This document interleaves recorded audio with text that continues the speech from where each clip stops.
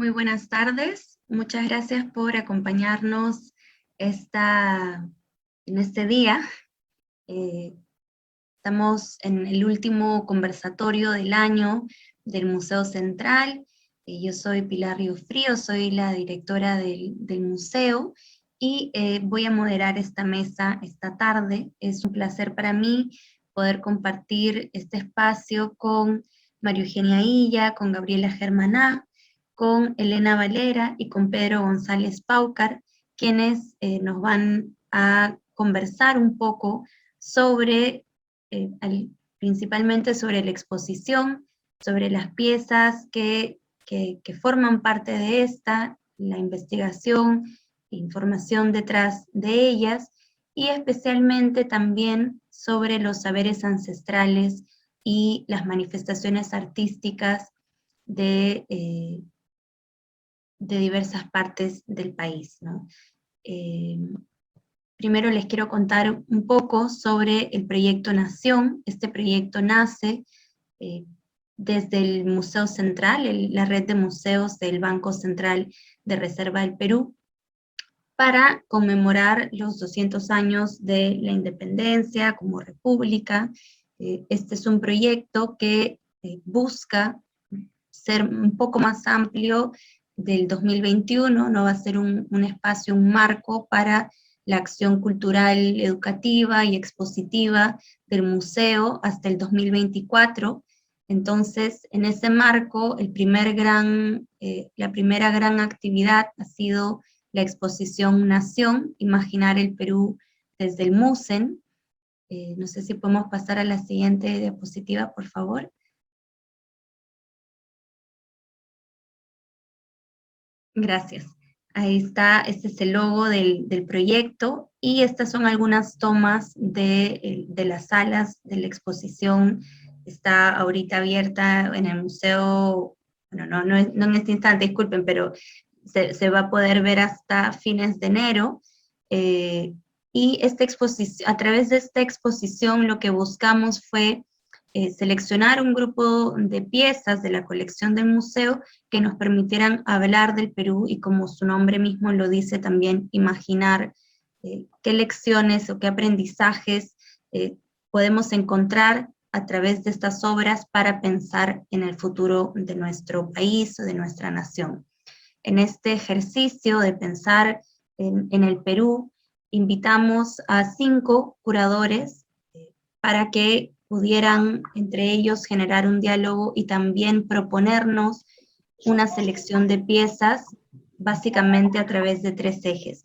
Los curadores fueron María Eugenia Illa, Gabriela Germaná, Carlos Contreras. Ellas dos nos acompañan el día de hoy, además también Carlos Contreras, Hugo Ikehara y Ricardo Kusunoki.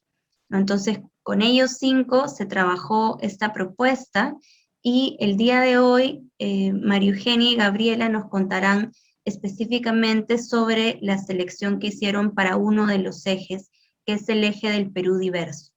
Era un eje muy importante porque hablar y pensar en el Perú actual no puede ser posible sin pensar en nuestra diversidad, ¿no? Una diversidad de saberes, de conocimientos ancestrales, también una diversidad de manifestaciones artísticas, de recursos económicos y de territorio. Yo creo que a través de la amplia colección que tenemos se pudo justamente abordar estos temas, aunque por supuesto no es comprensiva de la pluralidad mayor que se tiene en la vida real, en la práctica, pero sí a través de las colecciones abordar muestras de esos conocimientos, de esos saberes ancestrales y de esas manifestaciones artísticas. Entonces, justamente en este espacio, en esta mesa, vamos a poder reflexionar un poco sobre cómo estas piezas nos ayudan a dar una muestra de esta diversidad.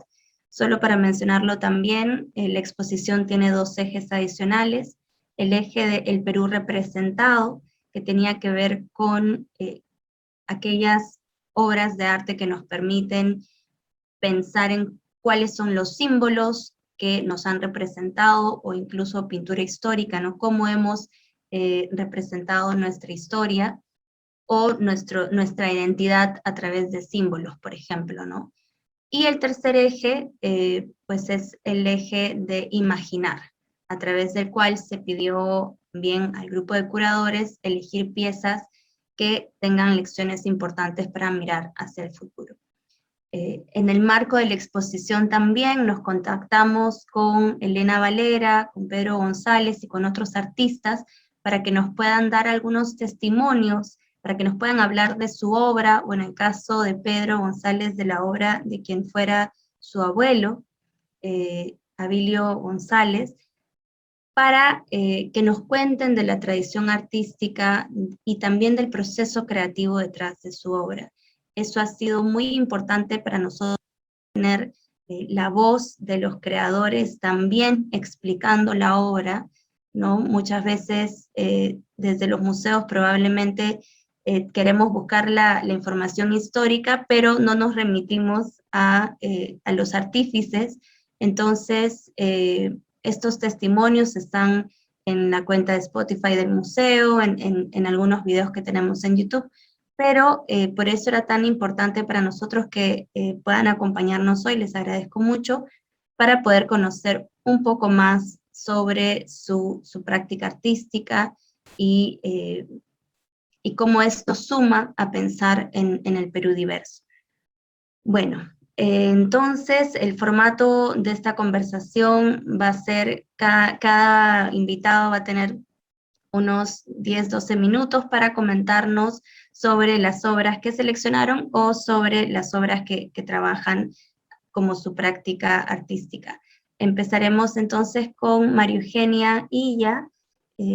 María Eugenia es historiadora de arte, museóloga, curadora y docente, candidata a doctora en Historia de Arte por la Universidad Nacional Mayor de San Marcos, maestra en Museología por la Universidad de Ricardo Palma, egresada de la maestría en Antropología y licenciada en Arte por la Universidad Nacional Mayor de San Marcos. Tiene experiencia en la investigación y divulgación del arte y patrimonio cultural, material e inmaterial desde una perspectiva interdisciplinaria. Desde el año 2004 forma parte del comité editorial de la revista Illapa Mana Tutucuc del Instituto de Investigaciones Museológicas y Artísticas de la Universidad Ricardo Palma, de la cual es miembro. Muchas gracias, María Eugenia. Muchas gracias a ti, Maripili, muchas gracias por la invitación, y en realidad también agradecer a Joana y saludar a los invitados que me acompañan, a Gaby Germaná, a Elena Valera, a Pedro González. Es un placer, un gusto poder compartir con cada uno de ellos. Y como bien ha señalado, este proyecto una vez más nos permite intercambiar una serie de miradas, de maneras de pensar el país, y básicamente el trabajo con distintos colegas, curadores, artistas, es una posibilidad de nutrir nuestros propios relatos, ¿no? De aprender mutuamente. Eso se ha dado en esta oportunidad, y creo que la presencia de Elena y de Pedro hoy en particular va a ser muy rica para todos y para todas nosotras, ¿no? Cuando hablamos del tema del Perú y la diversidad en este marco de celebración tan compleja, en esta fecha en la que comenzamos a mirarnos como país, como sociedad, nos cotejamos.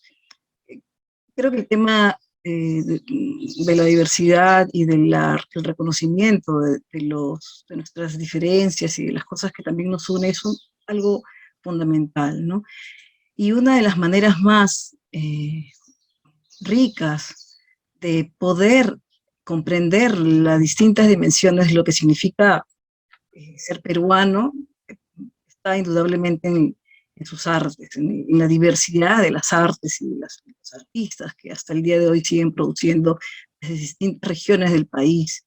Eso es algo importante y valioso, y estos procesos pues nos enseñan, ¿no?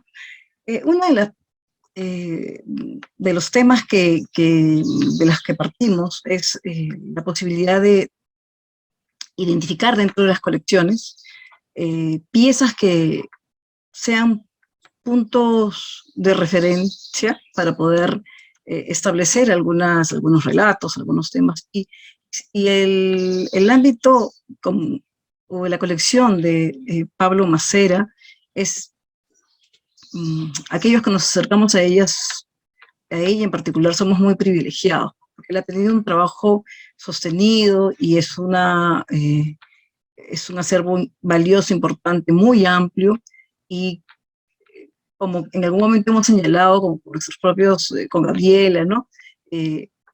Permite poder establecer una mirada más amplia, tener una serie de criterios, de elementos que completan la noción de la diversidad también del arte peruano. Y algo que se convierte en un tema valioso es lo que el arte amazónico, el arte indígena amazónico en particular, como se le llama, se suele llamar en este afán que tenemos de tratar de entender cada uno de los procesos creativos, tiene que ver también con Macera, y esta obra que nosotros podemos ver es una mujer preparando caguana de Víctor Churay, tiene una serie de connotaciones importantes en torno a este conocimiento amplio que tienen las sociedades amazónicas, en este caso la mujer Bora, en torno a sus recursos, ¿no? Y uno de los conocimientos más importantes es el uso, el aprovechamiento de la yuca. La yuca que está representada acá en esta obra, que está representada en todo un proceso de elaboración del casabe, que es un conocimiento no solamente milenario, sino que además encierra un trabajo muy especializado de identificación de los tipos de yuca, ¿no? Hay mucha bibliografía al respecto, pero uno de los libros más interesantes en los últimos años que nos habla de la yuca en particular es el que Alberto Chirif ha publicado, y en el que nos permite ver de que para poder adquirir o utilizar los elementos, los insumos nutritivos de la yuca, hay que saber transformarla, hay que saber utilizarla y quitarle el ácido prúsico, quitarle el veneno. Entonces, es bastante interesante eso, porque es un conocimiento que se ha transmitido desde mucho tiempo atrás, y que hasta la actualidad las mujeres y los hombres de distintos pueblos lo siguen desde luego utilizando, y es uno de los insumos más importantes en la dieta, ¿no? Hablar de la diversidad también tiene mucha relación con esto que nos llena de orgullo, que es la diversidad de recursos, la biodiversidad, ¿no? Y eso que nosotros entendemos como algo valioso, tenemos que vincularlo al trabajo y al conocimiento de los pueblos originarios andinos y amazónicos de su entorno, ¿no? La manipulación genética de las plantas, bueno, y todos los recursos que el día de hoy son valiosos para nosotros porque forman parte de nuestra dieta, y eso responde a miles de años de conocimiento, a una serie de saberes que está presente incluso en las piezas arqueológicas. Entonces, indudablemente el tema de la diversidad está presente en las obras, en las piezas artísticas desde siempre, ¿no? Ya podemos pasar a la segunda pieza, por favor. Esta es otra de las obras importantes. Esa es en realidad una pieza, una kunchma utilizada por el pueblo ashánica, que tiene una serie de significados, ¿no? Desde una identidad importante, el pueblo que mayor población tiene, ubicado en la selva central, que además tiene una historia importante no solamente una memoria histórica que nosotros la conocemos gracias a los mismos intelectuales y artistas, como por ejemplo Enrique Casanto, que ha documentado de una manera bastante nutrida en la rebelión de Juan Santos Atahualpa, su hijo, ¿no? Estas memorias orales que permiten construir nuestra idea de esta mirada de nación, y que nos habla de estas identidades que además tienen estos elementos, como la cuchma, listada en este caso, hecha de algodón, elementos de identidad, ¿no? No podemos dejar de recordar que estamos hablando de más de 50 pueblos indígenas, cada uno con características, con saberes y conocimientos diferenciados y valiosos, y que indudablemente tienen en común este vínculo estrecho y respeto que tienen por su medio, ¿no? Exactamente, muy parecido, una misma lógica en relación a los pueblos andinos también, ¿no? Y el trabajo el conocimiento, el cultivo del algodón y de todos estos recursos del entorno, forman parte de filosofías, de tradiciones y de epistemes indígenas que en los últimos años comenzamos a recuperar, comenzamos a ver como necesarias para poder sobrellevar temas que afectan a nuestra vida diaria, ¿no? Como el cambio climático, como el extractivismo, todos estos factores que la sociedad actual lamentablemente eh, eh, ha venido desarrollando desde un modelo pues que no ayuda en nada, no solamente a la conservación de nuestro medio, ¿no? Sino que nos está llevando a un caos y a un nivel difícil de poder sobrellevar. Basta con escuchar lo terrible de las predicciones de la COP20 en este último mes que ha pasado, en torno a cómo estamos en un riesgo permanente y que además se va haciendo cada vez más grande. Entonces, estos saberes antes considerados desafortunadamente por un sistema excluyente, inferiores, hoy tenemos bastante claro, y desde la voz de sus mismos representantes, que son conocimientos indispensables, que responden a lógicas muy distintas y necesarias para nosotros, ¿no? Para tener un buen, este concepto que es tan importante del buen vivir, ¿no? Esta posibilidad de vivir todos de una buena manera. Y la tercera pieza que creo que está allí, no sé si, creo que eran dos nada más, perdón. Sí, está, disculpa, pensé que es esta pieza también de Víctor Churay. Víctor Churay es este artista bora que en la década de los 90 incursionó en el arte limeño con una propuesta muy singular que respondía al trabajo de diálogo con el seminario, con los investigadores del Seminario de Historia Oral Andina. Elena Valera, que está acá, lo conoció y seguramente recuerda muchas anécdotas e historias de Víctor. Lo interesante es que podemos reconocer en él no solamente a uno de los iniciadores de la pintura indígena amazónica contemporánea, sino también esa necesidad de hacer una suerte de traducción de una sociedad que es la Bora, a la sociedad limeña, para poder dar a conocer estos conocimientos, como por ejemplo los que se expresan acá en este mapa del cielo Bora, ¿no? Esta lectura de los astros, la necesidad de conocer los tiempos de siembra, de cosecha y de lluvia, por ejemplo, son fundamentales, y además son el conocimiento de las sociedades de ámbitos rurales o sociedades que están alejadas de los espacios urbanos, ¿no?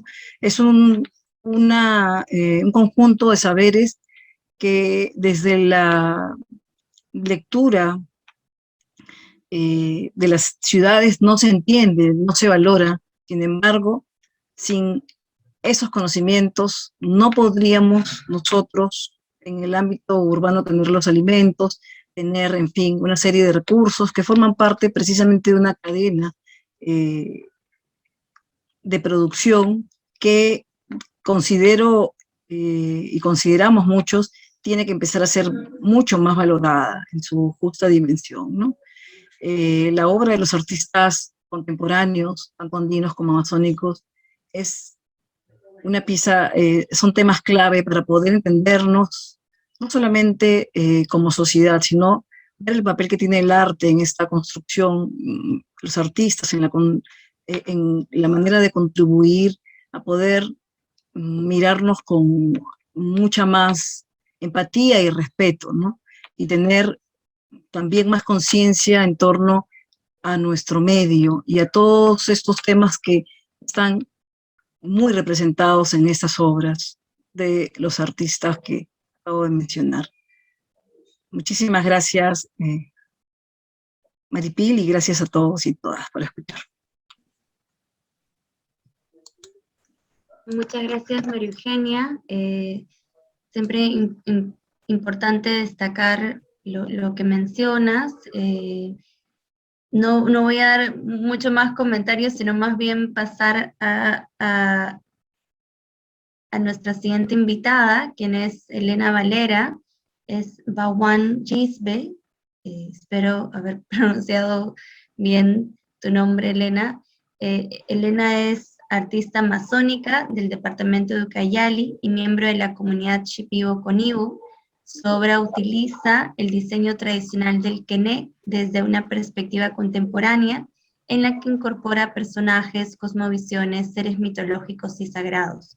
Su interés por el conocimiento de nuevas técnicas la ha convertido en una gran investigadora y difusora de técnicas pictóricas a base de tierras, pigmentos y tintes naturales. La artística ha llegado a países de Europa y se ha exhibido innumerablemente en innumerables oportunidades en Lima, bueno, así como en otros países, y en el 2015 fue reconocida como personalidad meritoria de la cultura por el Ministerio de Cultura. Muchas gracias, Elena, por acompañarnos. Quizás con tu testimonio vamos a dar un poco de continuidad con lo que nos decía María Eugenia y que nos cuentes un poco sobre tu práctica artística. Muchas gracias por estar con nosotros. Gracias. Hola, buenas tardes con todos.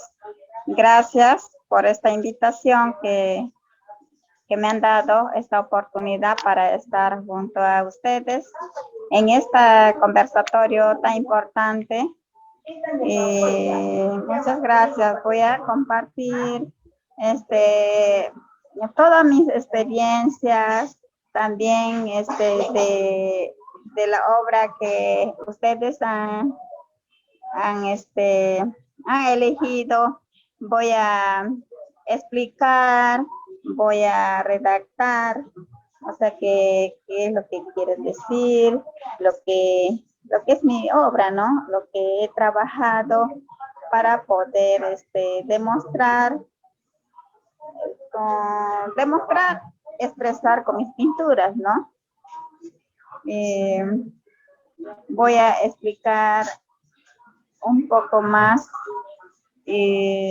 Bueno, ustedes me conocen, mi nombre es Elena Valera Vázquez, del pueblo Shipibo Conibo, natural de Alto Ucayali, distrito de Iparía, y desde niña he tenido algo con los dibujos, más que todo. Tenía que pintar, dibujar un poco, dibujaba, más que pintar, dibujaba. Y entonces, sin pensar, ¿no? Sin pensar, bueno, un poco de mi historia, ¿no? Estoy explicando, ¿no? Y entonces, sin pensar que iba a ser, pintora, ¿no? Y entonces, bueno, mi obra, alguno que tengo también en diferentes museos, en algunas partes también, ¿no? Que tengo mis obras también y gracias a ustedes, ¿no? Y gracias a la gente que da importancia también nuestra obra amazónica, ¿no? Voy a explicar en este momento Unaya Baku Rauni, que es la obra. Antiguamente, los shipibos, los abuelos, nunca acudían al hospital. Ellos solo acudían a curandero, que es un maestro chamán que cura. En cada pueblo había uno o dos curanderos antiguamente. Uno era Muraya, el otro era Uneño. Entonces, acudían las abuelas cuando los niños o cuando la familia se enfermaba, acudían a ellos. Y el médico curandero solo tocaba, veía, solo con tocar sabía que si era susto o si era otra cosa. Y con solo mirar. Y entonces le soplaba en la cabecita del niño. Después le decía que traiga en la noche. Y entonces la mamá llevaba al médico para que le cure, para que lo vea. Y entonces el curandero veía, diagnosticaba como rayo X, que ahora es como ecografía. En estos tiempos en los hospitales con la medicina científica hacen diferentes ecografías, análisis, todo. Casi igualito era antiguamente con los, bueno, hasta ahora sigue, ¿no? Y era el médico que diagnosticaba susto, el niño se ha asustado en el río y entonces su espíritu está en el río. Si es en la tierra o en su dormido se ha asustado, entonces es así, asustado así, y entonces yo le voy a traer su espíritu. O de repente le detecta que tiene algún ojeado o algún animal le ha cutipado. Entonces, su espíritu del niño está donde ese animalito lo cutipó y lo llevó. Entonces, eso te lo voy a rescatar. Y entonces el médico empieza a curar al niño.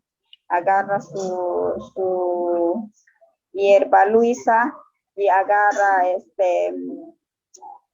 como tipo o sea, algunas plantas, ¿no? Plantas y le da, hace su tecito y le da, sopla y le da de tomar al niño con su un poquito de su leche de su mamá, lo saca y le soplaba y le daba con su ícaro medicinal, con su canto de sanación. Entonces el niño, siguiente día ya abría sus ojos, se despertaba y entonces ya movía, ya podía sentarse, ¿no? Y se levantaba, o sea que ya estaba recuperándose. Entonces, los abuelos nunca se iban al hospital. Hace unos años atrás, yo me acuerdo que tenía miedo mucho al hospital. Mi mamá, por decir, mis abuelas, todo tenía miedo al hospital. Más se iba al chamán. Entonces, el chamán era el curandero. Y entonces, hasta ahora sigue siendo curandero. El chamán es lo que rescata. Tu espíritu si está bloqueado, si tu espíritu está lejos de ti, te atrae, te lo trae, te lo endereza. El chamán trabaja en a través de las plantas. O sea que el chamán dieta su planta para poder ayudar a los enfermos. Y la medicina de las plantas de ayahuasca es lo que toma con chacuruna mezclado, y la chacuruna es lo que hace ver visiones. Y entonces ahí es lo que diagnostica y para poder sanar al enfermo. Si el chamán lo ve, o sea que, ¿cómo fue? Por decir, el pasado, ¿no? Este se ha hecho así, ha pasado, o se ha caído, o ha tenido bueno, o sea que le dice todo, ¿no? Y ahora, el presente ahorita está así, tenemos que hacer esto, y entonces, si es físicamente o espiritualmente está enfermo, y el médico chamán tiene que curar espiritualmente y también físicamente. Físicamente, a veces con dolores, con algunos dolencias, ¿no? Algunos bloqueos que a veces no puedes estar bien en tu trabajo, a veces no puedes estar bien en tu hogar, con tu familia, o sea, algunas aflicciones, ¿no? Preocupaciones o angustias, ¿no? O sea, problemas, ¿no? O sea, que te ayuda a enderezar. A veces sí hay algunos bloqueos, ¿no? Ese es espiritualmente que el chamán trabaja, y también te puede ayudar si está lisiado también tus huesitos, y también te lo endereza. Y también algunos dolencias, ¿no? Si las pastillas no hacen caso, el chamán tiene que sacar esa dolencia. O sea que todas esas cosas, toda esa ayuda viene de los maestros curanderos que han aprendido a través de las plantas, dietando un buen tiempo. Antiguamente dietaban 5 años, 3 años, 8 años. O sea que años pasaba dietando para poder ayudar a los enfermos, para rescatar los espíritus perdidos. Y todo eso es lo que el chamán nos puede ayudar en estos tiempos también. Nos sigue habiendo, todavía tenemos maestros y todavía estamos rescatando los conocimientos de los abuelos, ¿no? Y a través de eso, los sabios, abuelos, abuelas también, ellos, sus conocimientos a través de la transmisión que nos ha heredado, sus conocimientos, eso es lo que hoy en día nosotros lo practicamos y también lo trabajamos en arte a la vez, ¿no? O sea que cantamos es una arte, y también hay danzas también, y eso es lo que nosotros practicamos, es un arte. También hacemos bordados, pintados, teñidos, todo eso son arte que los abuelos nos han enseñado, que nos ha heredado. Y esa herencia es lo que, bueno, yo tengo experiencia, las herencias que a mi abuelo me ha enseñado, que me ha transmitido, eso es lo que yo pinto, ¿no? Pinto, tiño las telas, pinto, y también algunos cuentos, algunos cosmovisiones y visiones de ayahuasca y costumbres también de mi pueblo. Todo eso plasmo con las técnicas que las abuelas me han enseñado. Eso es la enseñanza de los abuelos, ¿no?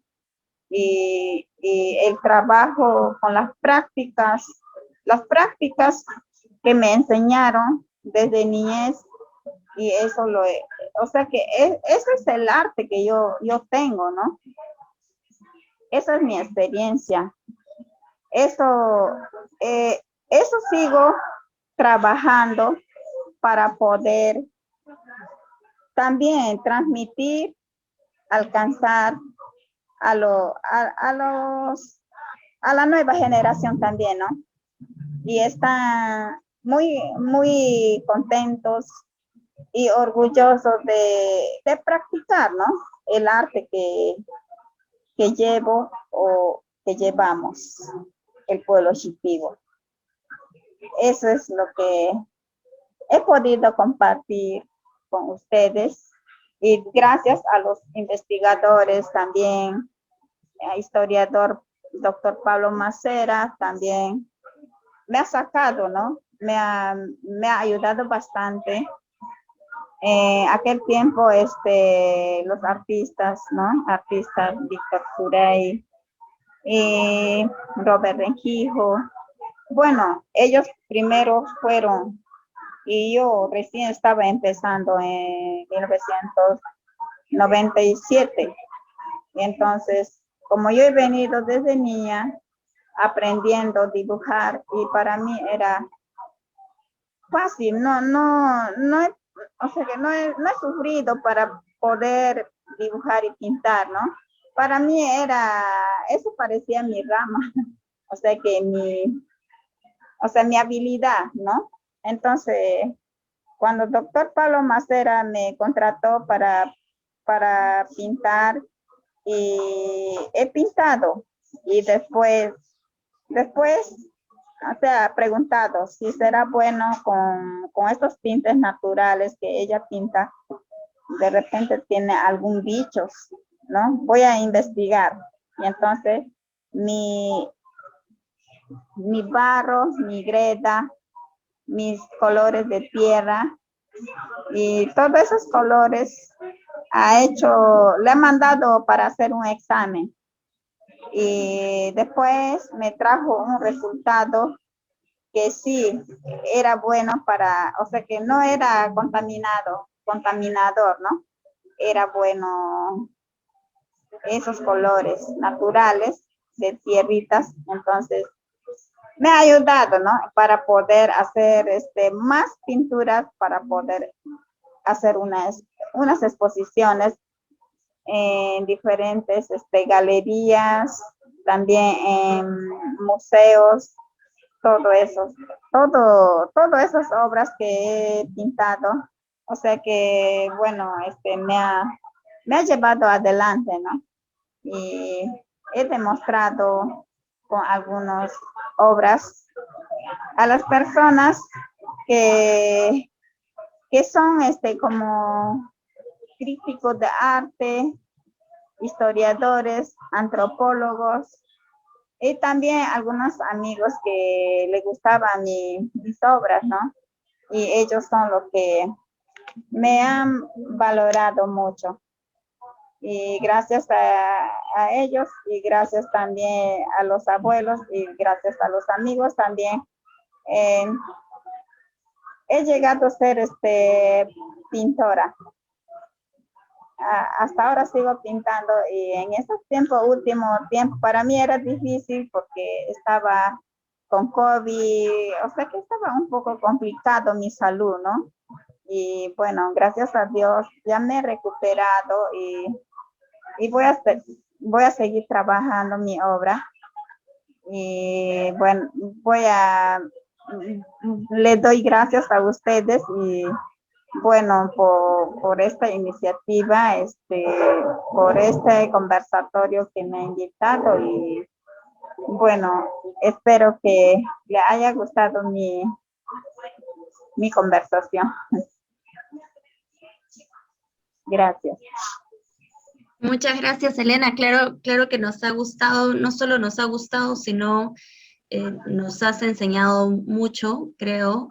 Gracias por compartir con nosotros y me gusta mucho escuchar cuando decías, bueno, que tienes esta habilidad artística, efectivamente, y lo importante que nos contabas alrededor de la medicina ancestral, que viene, como dices, de prácticas desde tus abuelos, que es la forma en la cual se ha transmitido diversos conocimientos, ¿no? Desde los medicinales, el uso de las plantas, hasta lo artístico, ¿no? Tú decías, tú haces pintado, cantas, el bordado, todas son estas manifestaciones artísticas, y lo que yo pensaba es que gracias a tu obra te permites registrar estos conocimientos y son tan valiosos para nosotros para poder conocerlos, ¿no? Para que más personas de diferentes partes del país y del mundo conozcan pues estos aportes culturales, ¿no? Entonces, bueno, lo aprecio mucho. Por ahí teníamos algunos comentarios, ¿no? Como por el chat nos decían cómo es en varios países se combina o se logra combinar tanto la medicina científica con la medicina ancestral, y cómo realmente ahora se ha demostrado muchos usos importantes de la medicina ancestral, el uso de las plantas para la medicina en general, ¿no? Entonces, creo que son conocimientos muy importantes de preservar y de poder difundir también. Entonces, bueno, te agradezco nuevamente. Creo que al final podemos tener más espacio de diálogo. Vamos a continuar porque el tiempo se pasa rápido. Vamos a continuar entonces con Gabriela Germaná, quien eligió esta obra, ¿no? Como parte de la exposición, y que nos va a comentar también el trabajo que hizo. Pues Gabriela Germaná es doctora en Historia del Arte por Florida State University en Estados Unidos, es profesora visitante de arte contemporáneo en University of South Florida y es curadora independiente. Se especializa en temas de arte andino contemporáneo, con énfasis en las relaciones entre las estéticas indígenas y el contexto del arte contemporáneo global. Ha trabajado en puestos de investigación, catalogación y curaduría en museos de Lima y ha desarrollado diversos proyectos curatoriales independientes. Muchas gracias, Gabriela. Buenas noches. Buenas noches con todos. Muchas gracias, Maripili, por la invitación a ser parte del grupo curatorial de la exposición. Muchas gracias por la invitación también a este panel, a este conversatorio. Y para mí es realmente muy grato estar aquí junto con María Eugenia Ilia, y después de tiempo ver a Elena Valera y también a Pedro González, a quienes yo admiro mucho por la obra y por todo el trabajo que han venido realizando desde hace bastante tiempo, desde hace varios años, la verdad. Para esta exposición, uno de los temas que yo trabajé fue el del autorretrato. Lo que se me pidió es trabajar sobre la diversidad cultural en el Perú, y entonces yo pensé hay distintas maneras de abordarlo, por supuesto, y pensé en este caso cómo abordarlo a partir de los cuerpos, y los cuerpos cómo dan cuenta de diversidad de experiencias y diversidad de identidades. Entonces seleccioné de la colección del Musen 4 obras que dieran cuenta de cuerpos y, por lo tanto, identidades diversas en el territorio peruano. Seleccioné la obra de Abilio González, que más adelante la va a comentar su nieto Pedro, que está acá presente. Seleccioné la obra de la artista Ana Teresa Barbosa. Bueno, seleccioné la obra de Abilio González, que es de Junín, Ana Teresa Barbosa, que es de Lima, Dora Panduro, que es de Ucayali, y la obra del artista Paloma Álvarez, que es de Lima también. Y cada una de sus obras trata de representaciones del cuerpo y ligado a temas de identidad. Me interesó además el concepto de autorretrato, y por eso esta selección de 4 piezas se llama autorretrato. ¿Y por qué? Porque el autorretrato es la representación del propio artista. Es el artista que es una representación de él o ella misma, y a través de autorretratos, los artistas en historia del arte, en historia de las artes en general, han hecho referencia a sus características psicológicas, emocionales, han afirmado su estatus social, han expresado aspectos de identidad y han proyectado, por supuesto, ideas sobre sí mismos. Además, es importante que a través del autorretrato ha sucedido una cosa bien importante, y es que artistas de grupos históricamente marginalizados han tenido la posibilidad de representar sus propios cuerpos, y de esta manera contrarrestar representaciones estereotipadas o exotizantes que han existido, bajo las cuales por lo general han sido representados estos grupos, estas poblaciones. Y entonces han podido autoexpresarse desde sus propias experiencias e intereses. El autorretrato se ha convertido para muchos artistas pertenecientes a grupos indígenas, a comunidades afrodescendientes y a comunidades LGBTQ en un medio para referirse desde su propia experiencia, de la propia experiencia del artista y de su grupo, a sus identidades, a sus cuerpos, a sus historias, contrarrestando, como decía, estereotipos y concepciones generalizadoras sobre estos grupos. Entonces son los mismos artistas los que hablan sobre sus identidades a través del autorretrato. Por eso es que elegí el tema del autorretrato. Y entonces en esta sección, con estas 4 obras que les mencionaba, tenemos la autorrepresentación de cuerpos específicos para dar cuenta de identidades, diferentes identidades presentes en el territorio peruano, la de un hombre andino, la de una mujer migrante andina en Lima, la de una mujer mestiza limeña y la de una mujer amazónica. 2 obras, bueno, vamos a ver, como les dije más adelante, la obra de Abilio González. No voy a hacer mucha referencia en esta presentación a la obra de Ana Teresa Barbosa, pero en esos 2 casos eran estrictamente autorretratos porque los mismos artistas se encuentran representados en su obra. Pero además me interesó otro concepto más, que es el del autorretrato colectivo, que no es un concepto muy usado, pero me pareció bastante valioso. Y con este término me refiero a que muchos artistas están representando en sus obras no solo a ellos o ellas mismas, sino a toda la comunidad con la cual se identifican. Y este es el caso, por ejemplo, de la obra que tenemos aquí, Mujer cargando Kempo, que es una obra en cerámica de la artista Dora Panduro, artista Shipibo Conibo, de la zona de Ucayali, y que a partir de su propia experiencia está representando una mujer llevando un cántaro con agua, que no es precisamente ella misma, pero representa una actividad, una práctica cultural que realizan muchas mujeres de su comunidad Shipibo Conibo. Entonces, por eso me interesó en ese sentido, ella representando a la comunidad de mujeres Shipibo Conibo a través de esto que considero un autorretrato colectivo. Y también en la obra de Paloma Álvarez, en la obra de Paloma Álvarez, Mamachay o Mi Mamita, Paloma Álvarez es nacida en Lima, pero su abuela era ayacuchana y tuvo que emigrar a Lima. Y entonces en esta obra, que la voy a explicar luego con un poquito más de detalle, ella se está refiriendo a muchos artistas que como su abuela tuvieron que emigrar de entornos rurales a las ciudades y los cambios de identidad que se producen en este proceso.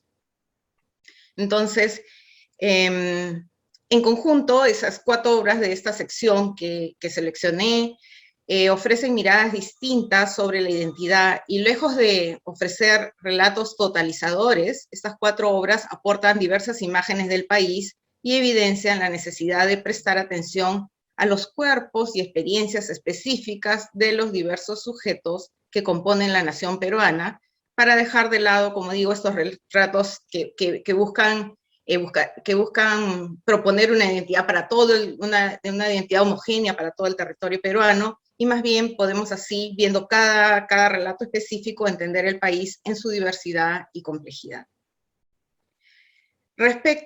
Voy a volver ahí, sí, gracias, Johanna. Respecto al tema de los saberes ancestrales en las artes, que es el que nos convoca ahora, me voy a referir específicamente a las obras de Dora Panduro y de Paloma Álvarez, que son parte de esta selección de 4 obras que yo realicé. En el caso de la obra de Dora Panduro, esta se enmarca en la producción de un tipo específico de pieza que se llama honichomo. Los honichomos son cántaros con rostros o cuerpos antropomorfos y que son realizados por las mujeres Shipibo Conibo. En este caso, la pieza representa, como les mencionaba, a una mujer cargando un tipo específico de vasija llamada kenpo. Y todo el exterior del cántaro está trabajado con motivos kené.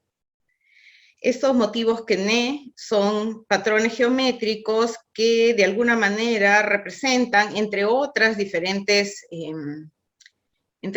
que tiene diversos significados, pero entre otras cosas puede representar el río y las constelaciones que son centrales en la cosmovisión de la comunidad Shipibo-Conibo. Lo interesante es que Dora Panduro, como muchas mujeres Shipibo-Conibo, aprenden el kené de sus madres y sus abuelas. Entonces es un saber ancestral que se enseña de madres a hijas y se transmite entre las mujeres Shipibo-Conibo, básicamente. O que ha sido tradicionalmente transmitido a través de las mujeres de la comunidad.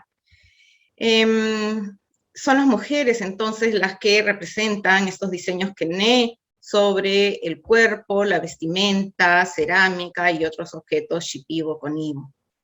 Estos patrones son inspirados por las visiones que las artistas tienen al hacer uso de plantas rao o plantas con poder,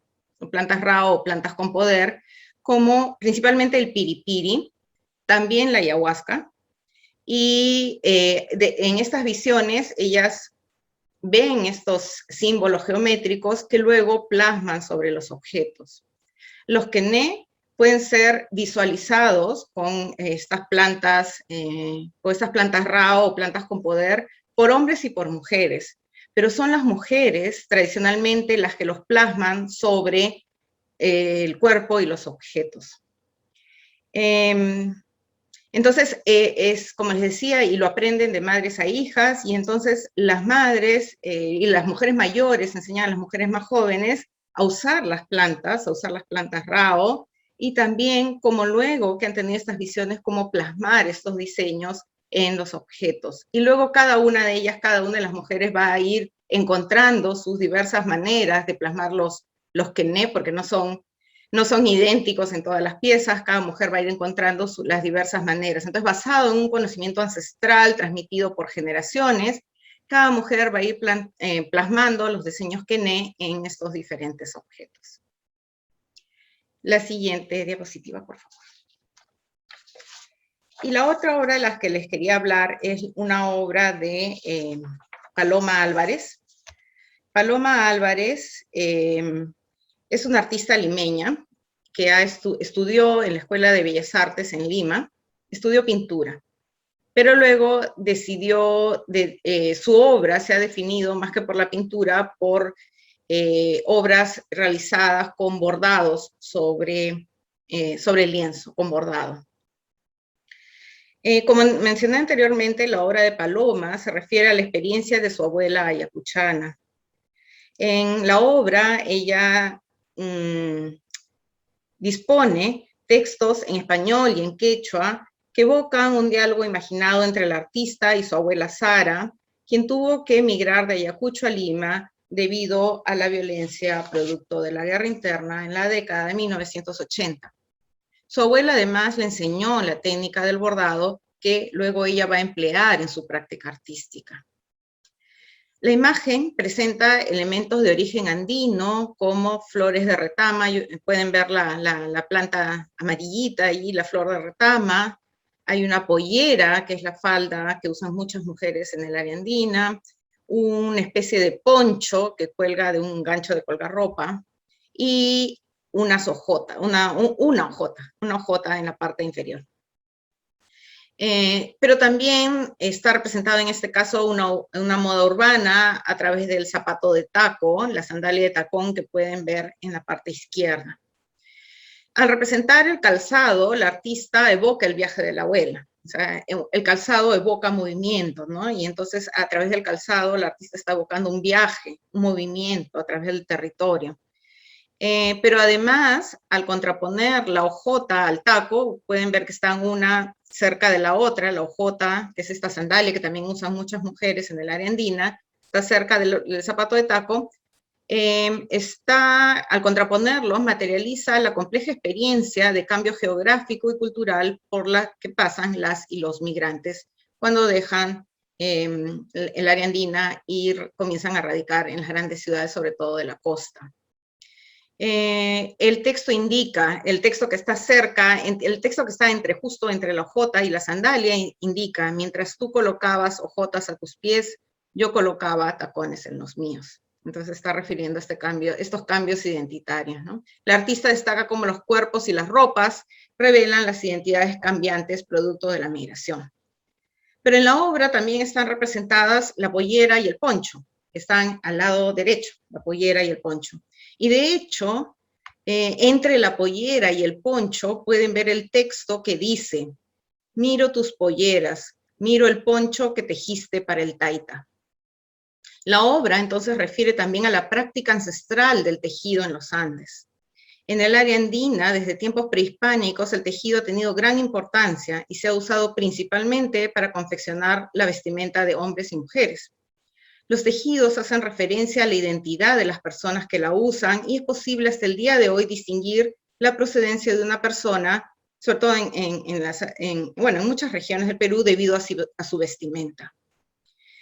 En las poblaciones andinas, en muchos lugares hasta el día de hoy, el conocimiento para tejer se transmite de padres a hijos. Este conocimiento incluye no solo las técnicas para tejer, sino también los motivos simbólicos que se representan en los textiles.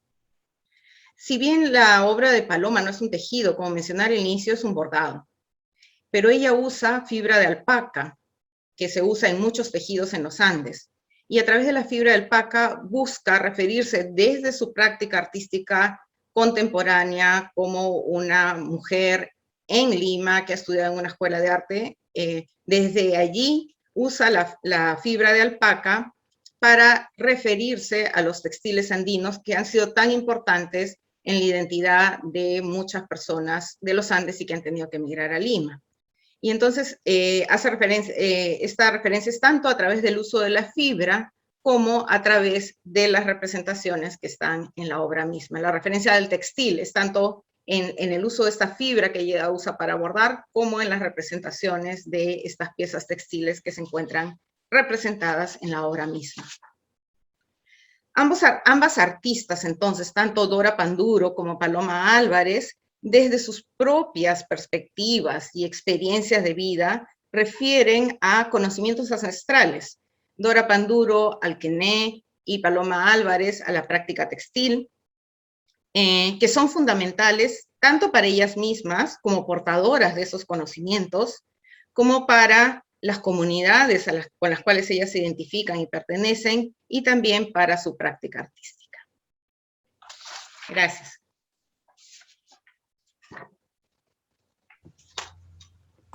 Muchas gracias, Gabriela, el tiempo así exactito.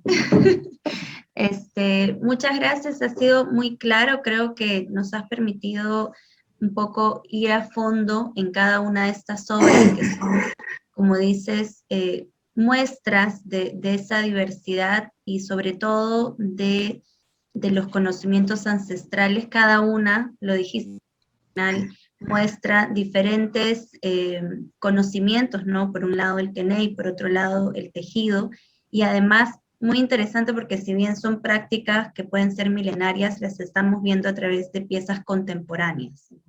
Piezas contemporáneas, bueno, creo que con eso me quedo, ¿no? Y creo que también eso podemos destacar de la producción del arte actual también, es que muchas veces refleja esos saberes milenarios, ¿no? Es decir, es como un resultado de nuestra cultura, como no una cosa estática, sino más bien como una serie de continuidades y transformaciones que permiten tener lecturas desde lo contemporáneo, pero que nos hablan de prácticas anteriores. Muchas gracias, y entonces con esto vamos a dar paso a Pedro González Paucar, quien justamente es nieto de Abilio González, ¿no? Que es una de las obras que forman parte de esta selección que hizo Gabriela de autorretratos, pero que además también Pedro es un artista. Déjame por favor presentarte, Pedro. Pedro es originario del pueblo de Santa Bárbara de Asa, en Huancayo. Es un reconocido artista tradicional dedicado a la talla de figuras o imaginería en madera de maguey. Aprendió el oficio de su abuelo, Abilio González. Pedro y su hermano Javier, a través de su arte, retratan las vivencias y costumbres de la vida del Valle del Mantaro. Ellos fueron reconocidos por el Ministerio de Cultura en el año 2016 como personalidad meritoria de la cultura. Y en el año 2017, el Ministerio de Comercio Exterior y Turismo distinguió a don Pedro Amauta de la Artesanía. Muchas gracias, Pedro, por acompañarnos. Creo que la biografía se queda corta, hay muchas cosas más en las que has participado, pero gracias por estar con nosotros y por favor cuéntanos más sobre ti, sobre el arte que realizas, un poco también en la línea de las tradiciones artísticas. Muchas gracias. Bien, en primer lugar un cordial saludo a los que participan en esta conversación, de igual manera a los que nos siguen en esta plataforma. Voy a iniciar haciendo una pequeña remembranza. En el siglo pasado, Huancayo, porque yo soy de Huancayo, llegaron artistas populares de Ayacucho y que enriqueció algunas líneas que ya existían en Huancayo. Estamos hablando de platería, de mates burilados, detallados en madera de chachacomo, algunos tipos de tejido. Y también llegó un imaginero en 1930 llamado Gerardo Prado, que llegó a Huancayo, se instaló, tuvo una amplia amistad con mi abuelo e intercambiaron experiencias e incluso por varias décadas compartieron puestos de venta en la Feria Dominical de Huancayo. ¿Y por qué llegan de Ayacucho? Porque, si bien es cierto, Ayacucho, como eso conocemos, tiene toda una tradición sobre arte, pero estaban atravesando una crisis profunda y además estaban siendo aislados por las nuevas carreteras. Entonces los artistas vieron conveniente buscar un nuevo mercado y consideraron a Huancayo. ¿Por qué Huancayo? Porque Huancayo era la ciudad más cercana, era una ciudad creciente, era una ciudad que cada semana reunía a feriantes, miles y miles de personas que hacían intercambio de compra y venta de productos. Además, contaba con la llegada del ferrocarril. En 1908 había llegado y esto fortaleció notablemente a la feria, que ponía en contacto con Lima, el contacto con la nueva cultura, con el turismo. El ferrocarril por sí solo ya era un atractivo turístico, era una maravilla como ingeniería, además era el ferrocarril más alto del mundo, motivo por el cual llegaban muchos europeos que tenían un nivel cultural alto y poder adquisitivo que permitió el desarrollo rápido de la feria. De tal manera hay coincidencias que los estudiosos indican que los dos pilares, los dos factores que permitieron el desarrollo de Huancayo fueron el ferrocarril, ¿no?, con su servicio, y la feria dominical. Bueno, la feria creció rápidamente, ¿no?, décadas, y en 1950 José María Arguedas indica que en el Valle del Mantaro se produce la variedad y la mayor producción de arte popular en comparación con Ayacucho, Cusco y Puno en ese orden. La feria se desarrolla, crece, llega a su apogeo 60, 70, 80, pero en el 90, durante el gobierno de Fujimori, donde se caracterizó por el entreguismo, hace que el ferrocarril eh, ¿cómo le llaman esto? Pasa a ser concesionado hacia la gran minería y con ello viene pues la decadencia de la feria y actualmente, y lo tengo que decir, está, eh, está en una situación paupérrima, una situación difícil que se está muriendo, pese a que hemos tenido nosotros el título de que sea la Huancayo capital ferial del Perú. Bien, sobre la imaginería, la llegada del maestro Gerardo Ayacucho ha hecho que muchos estudiosos se apresuren o juzguen o presuman de que la imaginería huanca proviene de Ayacucho. Esto es totalmente falso. El arte de mi familia viene desde la colonia, cuando los españoles llegaron y construyeron las diferentes iglesias y para el cual incorporaron agentes del lugar para el trabajo. Allí aprendimos el oficio, ¿no? Un miembro de mi familia. No sé exactamente si alguien de mi familia participó en las construcciones de las iglesias de Huancayo, del Valle Mantaro, pero de lo que hay evidencia es de que participó en la construcción de la iglesia de mi pueblo, Asas, Santa Bárbara de Asa. Y después de culminar el trabajo, aparecieron aficionados pues al tallado, a la herrería, a la carpintería y también a la imaginería. Sin duda, mi familia desde ese momento aprendió, defendió este arte y de generación en generación es el que ha llegado hasta nuestros días. En Huancayo, para 1930 existían 4 talleres de imaginería, pero 10 años después desaparecieron totalmente. Yo más de una vez me he preguntado, ¿por qué sobrevivió el arte de mi familia?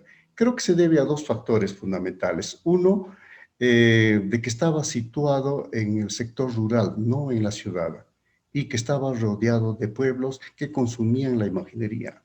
Y en segundo lugar, porque mi familia oportunamente supo diversificar su arte. Ya no solamente se dedicó a la imaginería, también se dedicó a la restauración, elaboración de máscaras, bordados en alto relieve, elaboración de adornos para los altares, elaboración de cruces, de todo tipo de cruces, desde de camino, calvario, de mesada, de techo, etcétera, o la elaboración de juguetes que se usaban para las danzas o para los niños.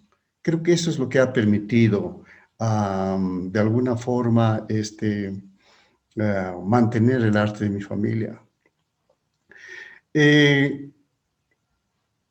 Bueno, en mi familia, pues mi hermano, mis tíos, mi abuelo, bisabuelos se han dedicado a ese trabajo y se pierde pues en el pasado. Y quizás sea mi abuelo la figura más emblemática, la que hizo bastante el trabajo y por él somos reconocidos, ¿no? De alguna forma.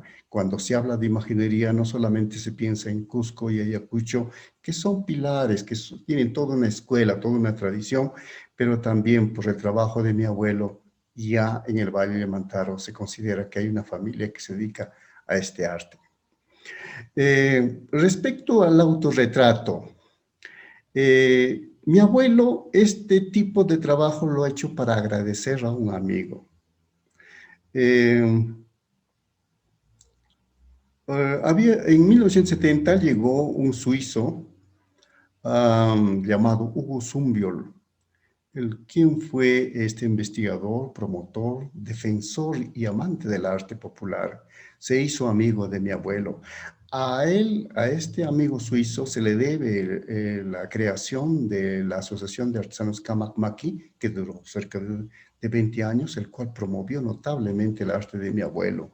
Mi abuelo era la figura principal de esta asociación. Y este hombre coleccionó muchos trabajos de mi abuelo y también ofreció a museos de Europa. Y en agradecimiento, mi abuelo le alcanzó este autorretrato, el cual Hugo se sintió muy emocionado y siempre lo mostraba en Lima, en el exterior, y siempre había pedidos del autorretrato.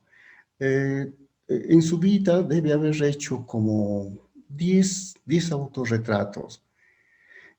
Exactamente, esta obra de autorretrato ha sido elaborado en 1996. Esto me recuerdo porque mi abuelo en ese año fue declarado como gran maestro de la artesanía y le invitaron para que llegue a Lima. Y él llevó entre sus obras Cruces de Mayo, Danzas de Guaylas, de Chonguinada, etc. Y también este autorretrato. Le alcanzaron un puesto en la Feria del Hogar para mostrar su trabajo. Allí se presentó el doctor Pablo Macera y ya con él manteníamos mucha relación a través de Camacmaqui, era amigo de mi familia, siempre me pedía que le alcance, que le dé información de cómo se va desenvolviendo el arte popular aquí en el Valle Mantaro. Bien, entonces él le adquiere esta obra. En sí, esta es una obra simple de solamente 3 piezas, en el cual se ve a él trabajando en la etapa del pintado de sus obras. Está con su sombrero característico, le acompaña su perro, está pintando una obra. En otra mesita están las diferentes pinturas que hace uso, que eran elaborados a base de tierras y ocres. Y en la otra mesa se ve ya todo el proceso y acabado de su trabajo. En realidad, este trabajo carece de algunos detalles, puesto que hay que entender que mi abuelo lo produce cuando ya tenía problema del pulso, cuando tenía ya problema de la vista, tenía más de 80 años. Eso es lo que le puedo alcanzar. Espero ajustarme al tiempo. Gracias. Muchas gracias, Pedro. Sí, creo que ha sido muy, muy interesante poder escuchar todo lo que nos comentas y sobre todo de cómo llegó este autorretrato pues a manos de Pablo Macera y finalmente, bueno, gracias a que Pablo Macera nos da en comodato su colección, bueno, parte de realmente, esta es la colección Macera Carnero, es que en el museo podemos realmente tener el honor de contar con estas piezas que cada una trae muchas historias y muchas lecciones para nosotros.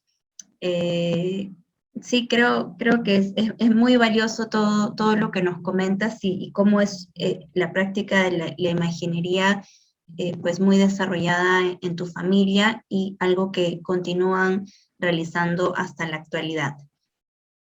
Bueno, y por el tiempo estuviste muy bien, gracias también. Pasaremos ahora a una pequeña ronda de preguntas en caso quienes nos acompañan tengan alguna duda o algún comentario. Por favor, pueden ponerlo por el chat y puedo ir leyendo mientras tanto, pues algunos comentarios que tenemos en Facebook. Básicamente son felicitaciones por la exposición, por tan importantes pinturas y la difusión. Mencionan lo más importante para conocer más de nuestros pueblos hermanos, o gracias por difundir la cultura. Otro nos comenta la integración de la medicina de tu pueblo más integral, porque ve la parte emocional con la parte física, digno de seguir. Bueno, esto es un comentario sobre lo que mencionó Elena Valera. Y otro comentario también por relatarnos sobre los conocimientos y una invitación a Elena a seguir difundiendo su arte y conocimiento. felicitaciones también a Pedro por su exposición. Y por aquí, no sé si Gabriela, María Eugenia quieren hacer algún comentario adicional, Elena o Pedro, alguna pregunta entre ustedes también.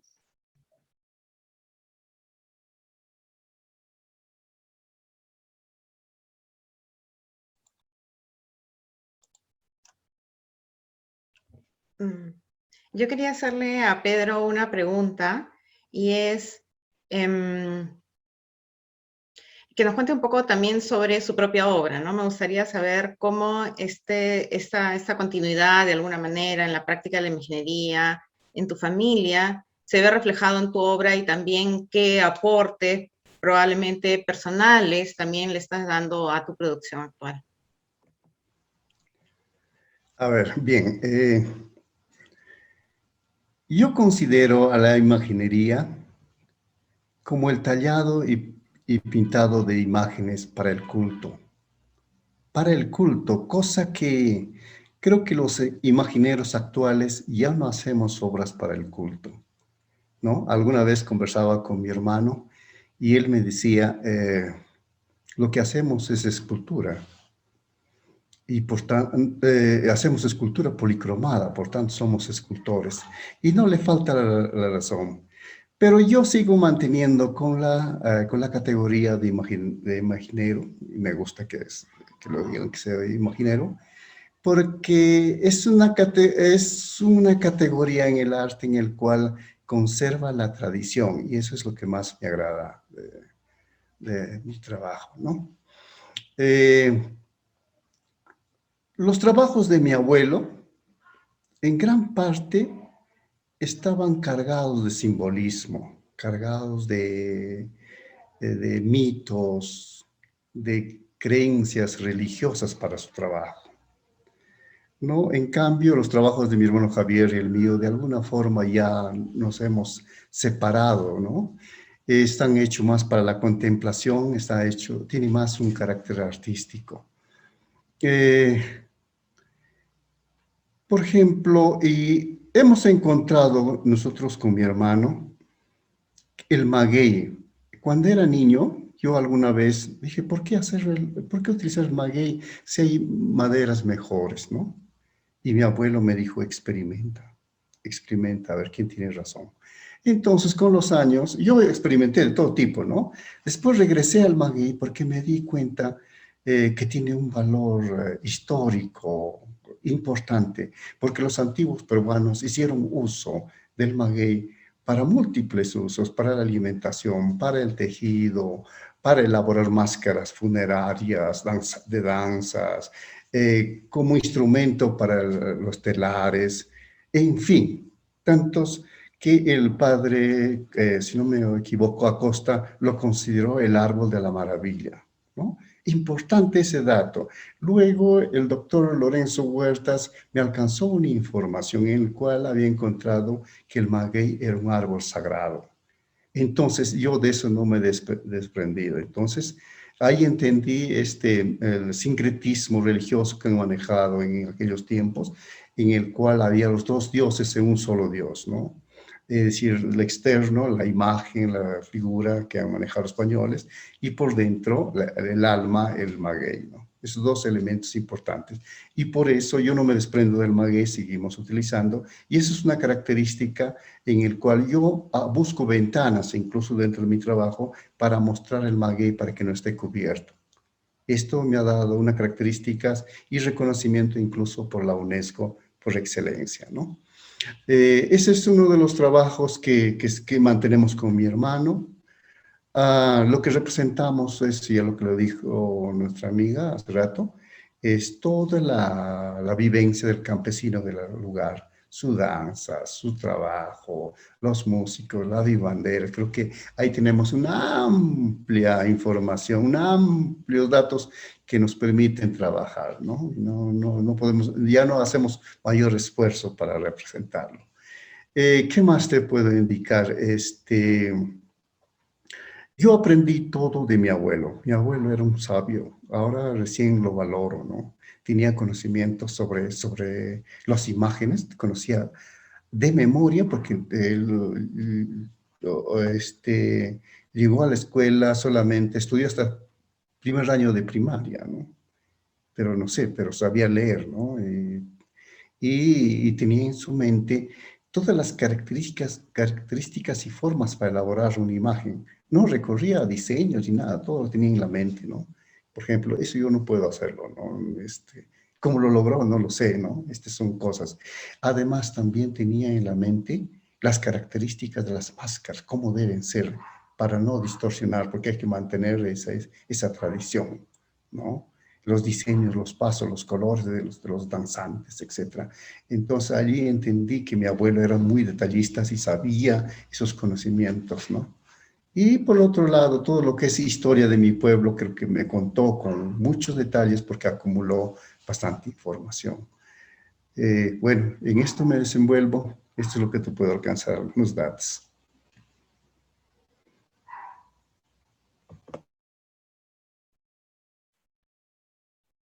Muchas gracias, Pedro. Creo que son varios datos y me gustó mucho lo que nos has contado. Esta frase que dices, todo lo aprendí de mi abuelo, pues es muy potente, me parece. Tenemos una pregunta por Facebook. Nos mencionan qué podrían decir sobre la cosmovisión andina y el sincretismo en las artes tradicionales. Justo, Pedro, habías comentado algo sobre el sincretismo, ¿no? Si es que alguien se anima a contestar esta pregunta.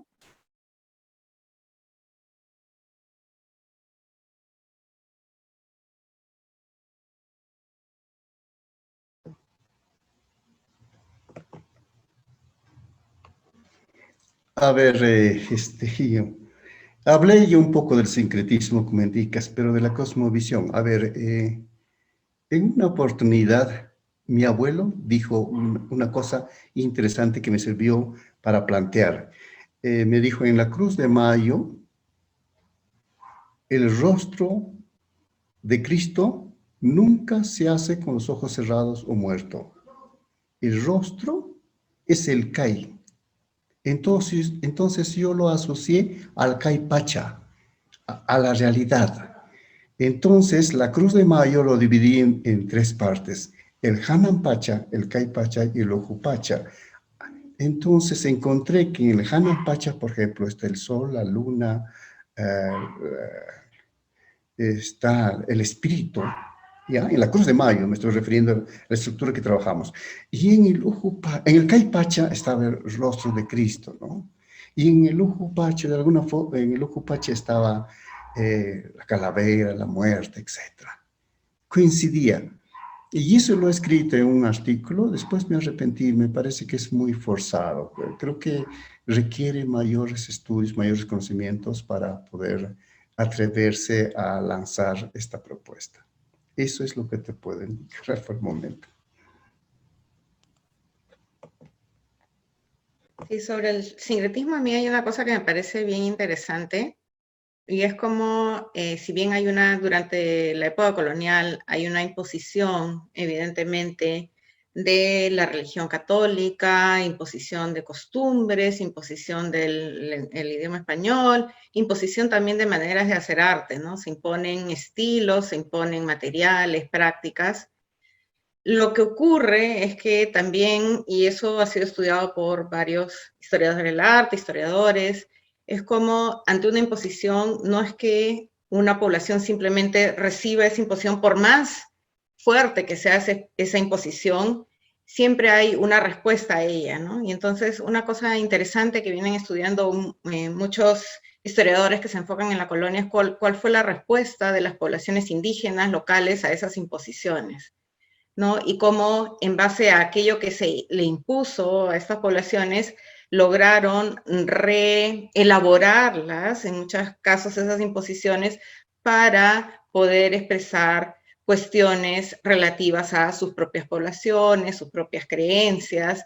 Entonces, en el presente no es bien difícil encontrar una referencia, digamos, a cuestiones prehispánicas, así como si no hubiera existido la colonia, ¿no?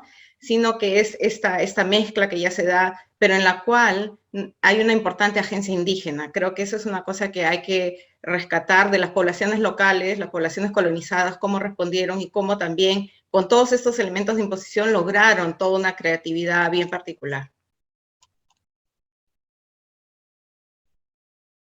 Y me parece bien interesante lo que dice Pedro de cómo él también ahora mismo comienza a elaborar sobre en la cruz, ¿no? En la cruz que estabas comentando, cómo también estás empezando a elaborar sobre estos principios que tú dices que puede ser forzado, pero también es parte de una manera de entender tuya las cosas, ¿no? Entonces, y de expresarlas desde tu propia perspectiva, que me parece interesante.